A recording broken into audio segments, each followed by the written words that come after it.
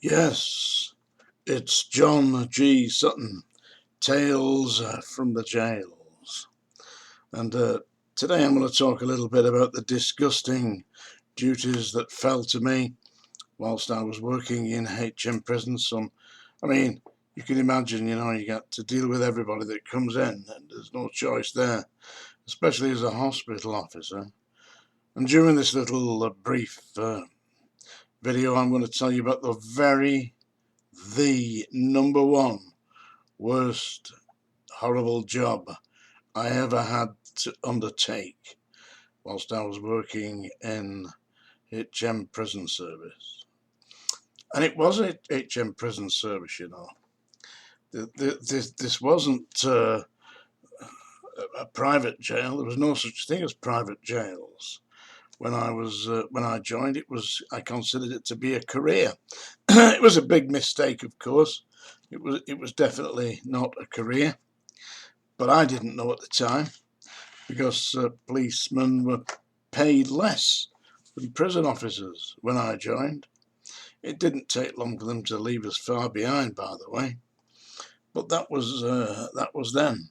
So, as I was saying about the nasty, horrible, dirty, filthy, stinking jobs I had to do when I was a jailer. At Wormwood Scrubs, usually on a Friday, uh, into the jail would come all the drunks and the tramps that the police had picked up on the streets of London, and they bang them into the jails. They usually only get about a month, something like that. And actually, the tramps, they didn't know where they were half the time. A lot of them were absolutely out their heads. We had one guy came in. It's just the truth, yeah. He came on to C1 landing, and we had certain cells allocated that we always put that we call them paraffin lamps. It was Cockney rhyming slang for tramps, yeah. We always put them in certain cells on C1 landing, so we knew where they were, and we kept them hosed out, you see, because very often the tramps would be incontinent. They'd drunk themselves into a situation where they didn't know whether they wanted to go to the bathroom or the barber's. In other words, they didn't know whether they wanted a shit or an haircut. And we had one of them in there who hadn't had an haircut. I don't think he'd had an haircut for 20 years, something like that. But his hair had not grown long. Are you with me? It had grown and it was like a skull thing that he had on, like a hard helmet. And you could almost tap on it, yeah? Because it was solid with gunge. Right, we've got to get that off, because inside that horrible matted mess were little crawling creatures. You had lice in there, and you can imagine having to do that for a living. That was a really nasty, horrible job, shaving the inmates. It was done by the hospital staff, but we had to observe this and then get him into the shower unit. Of course, he wouldn't walk into the shower unit, so as much as I wanted to treat people with respect, it was very difficult to do so when they won't lift themselves up and perambulate into the shower unit. They won't do it. And they've just had their head shaved and they're crawling in lice and filth. So I wanted to get the red bands to help me get him into the shower unit. And believe this or not, the staff, every Friday, when they came in, we got the hose off the fire hose and hosed them down. It's a sad excuse for humanity, isn't it? And what a disgraceful way to treat people. Imagine you're there, you've got to deal with this. Lice-infected, filthy, incontinent people, stained, the legs stained and the body stained with their own excrement and urine. The stench was incredibly bad. We had one man came in, and his shoes, he had, this is hard to believe even as I tell you now, his big toenails had grown out of the front of his shoes and round to the right. So the front of his shoes, both of his shoes, were like, they had was like a horn, but it was his big toenail, you see. It had grown through the shoes. We had to cut the shoes off and cut his nail, cut the big toenail off, yeah. He must have had the shoes on for, I don't know, 10 years, something like that, never taken them off. The stench was really overwhelming. And what we used to do, maybe 2 or 3 times a week, it's disgraceful. We're going back to 1975, don't forget. They did things slightly differently then. Yeah, you used to get the fire hose off and Ajax, you know what they use Ajax, scrubbing the band there, get the red bands out, inmates in, hosing them down, then turn the hose onto the cells and get the red bands in there with the Ajax to scrub it all out. And then inmates, soap down, you know, carbolic soap into the showers. Oh, sad. I mean, imagine getting yourself into that state. That was one nasty task that I had to do on a regular basis at Wormwood Scrubs. I tell you, I might have told this story earlier.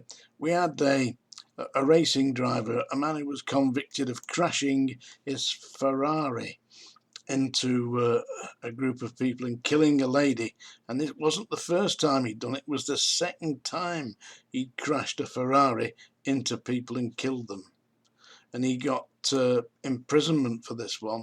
And he was extremely well connected, this guy, a Formula One racing driver, and he came into the Scrubs and he was waiting to have his cell allocated, and I was on the duty of allocating people prison cells. And I get about 20 people coming in on, usually only on a Friday, a lot of people, you know, and I've got to allocate themselves, so I've got to find where the empty cells are. Yeah, so I find all the empty cells, and then one at a time I have to allocate the inmates to these cells, take them up there, put them in the cell, put the cell card out there, notify the landing, and you know, so if I was putting 5 people on, say, C2, yeah, I'd go up, put them all on C2, then I'd go and put them on the board in C2 landing office, put them on the board, the thing, and it's taking time, you know. And this guy, this former racing driver, he said to me, officer, he said, I don't think you're being very effective with this. He said, I've been standing here waiting for well over an hour, perhaps maybe an hour and a half. He said, I don't think you're really trying, are you? This is the convicted racing driver who killed somebody with his Ferrari while he was pissed. I said, I can see your point. I said, listen, I said, if I was in your position, I'd complain. I said, I'm just doing what I can to the best of my ability. I said, but in that box there was a box set in to the thing, part of the unit. I said, in that box there is the senior officer in charge of this landing. I said, and if I was you, and you really are not happy with the way I'm doing my duty, that's the way to complain. You go to that desk and you make a formal complaint. He said, I think I will have to do that, officer. He said, because I think you're incompetent. I said, believe me. I said, I too would complain. So this guy, I don't know where the hell he thought he was, at the Ritz or somewhere like that. He hadn't quite clicked, you know, that he was in Wormwood Scrubs, and not all that it seems to be. Seriously. So he went to this window where this senior officer, I might have mentioned him before, he was an ex-professional wrestler. Yeah, and he said to this guy behind the desk, this senior officer, he said, the officer that's allocating the prison cells seems to be something, and he made a formal complaint about me, you know. And this senior officer called, Mr. Sutton, called me over, said, allocate this man to C82. I said, oh my God, are you sure? He said, yes, C82, immediately, no hanging about. And this ex-racing driver says to me, that's how you do it, Mr. Sutton. I said, yes, indeed, it is. I said, come with me. So I took him to cell 82, put his card at the front, yeah, opened the door and showed him in. to his new accommodation with the paraffin lamp and shut the door behind him. I can assure you it didn't take very long, about half an hour I think, before he was banging on his door. "Get me out of here, you bastards, get me out!" Bang, bang, bang on the door. The senior officer says to me, he said, "Yeah, leave him a little bit." He said, let him understand, that he has arrived at Wormwood Scrubs." So I left him about an hour, but when I went and opened the cell, instead of this rather sophisticated Formula One racing driver that I'd put in there just about an hour ago, out came this raving maniac, eh? And I don't know what the tramps had done to him. Obviously, they'd robbed him of everything he got on him, yeah? And probably pissed all over him as well. But he came staggering out, running onto the landing, and threw himself on the floor screaming. I had to get the hospital staff to take him away. I believe that they put him into a padded cell, and I never saw him again. I'll tell you more about the really filthiest, dirty job I ever did, and it wasn't that. Although that was bad. There's more to come yet. Please subscribe. This is Tales from the Jails. Thank you very much.